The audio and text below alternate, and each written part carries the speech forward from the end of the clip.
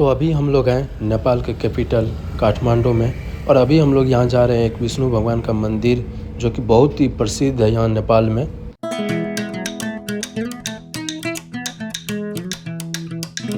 और आ गए हम लोग ये मंदिर, ये देखिए बुधा नीलकंठा मंदिर है ये, और अंदर जा रहे हैं हम लोग।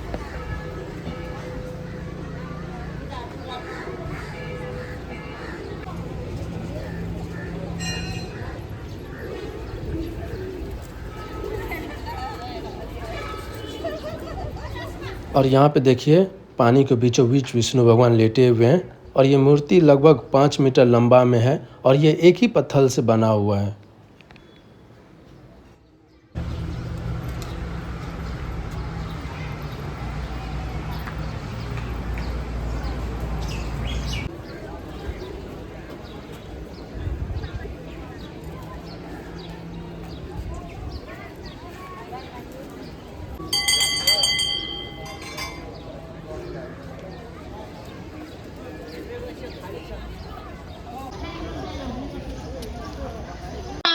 to